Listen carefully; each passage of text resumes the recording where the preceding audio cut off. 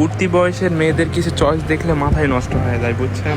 এই টিনেজ মেয়েগুলা মনে করেন না 14, 15, 16, 17, 18 বছর হওয়ার পরে একটু ম্যাচুরিটি চলে আসে। এই বয়ফ্রেন্ডগুলা দেখলে মনে হয় বাসের হেল্পারের মতো লাগে ভাই। বাসের হেল্পারও মনে হয় ওদের থেকে ভালো। এখন একদল মানুষ এসে বলবে যে এটা ভালোবাসা না ভাই, এটা ভালোবাসা না। এটা কি জানেন?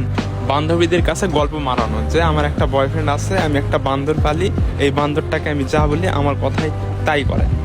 এই গল্প মারানোর জন্য এই ধরনের ছেলেপেলেকে পছন্দ করে। ওই ছেলেপেলেগুলা আবার প্যান্টের নিচে কি পড়ছে সেটাও দেখা যায়, মানে প্যান্টের নিচে কি আন্ডারওয়্যার পড়ছে সেটার ব্র্যান্ডের নামও দেখা যায়। তাহলে শরীরে নাই কিছু, ওই দেখা যায় যে 2 টাকা ইনকাম করে না, বাপ মায়ের কাছ থেকে টাকা নিয়ে সেটা আবার নিয়ে গার্লফ্রেন্ডের কাছে যায়, মানে ভিক্ষা করে টাকাটা নিয়ে যায়, এই আর কি। আত্মীয় স্বজন, পাড়া প্রতিবেশী, এমনকি বন্ধু বান্ধবের শার্ট প্যান্ট টি শার্ট যেটাই হোক ওগুলাও পরে থাকে, এগুলা পরেও গার্লফ্রেন্ডের সাথে দেখা করতে যায়।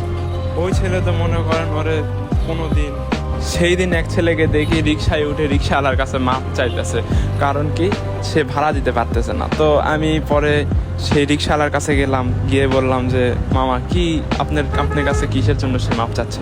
তো বলে যে মামা সে মিরপুর 1 থেকে তুলছে, এই মোহাম্মদপুরে নামাই দিচ্ছি, তো সেখানে 80 টাকা ভাড়া হয়, সে দিচ্ছে 60 টাকা, 20 টাকা নাই দেখে আমার কাছে মাপ চাচ্ছে যে মামা মাফ করে দেন, আমার কাছে 20 টাকা নাই। আমি তো কই শালা ওর কাছে 20 টাকা নাই, ওর প্রেম করা লাগবো? তো মেয়েদেরও কেমন রুচি যে ওর সাথেই ঘুরতে হবে, কথা বুঝছেন? মানে থাকলেই হয়েছে একটা, আমার একটা বয়ফ্রেন্ড আছে, মানে সমাজে বন্ধু মহলে বান্ধবী মহলে খালি বললেই হলো যে আমার একটা বয়ফ্রেন্ড আছে, বাস হয়ে গেল।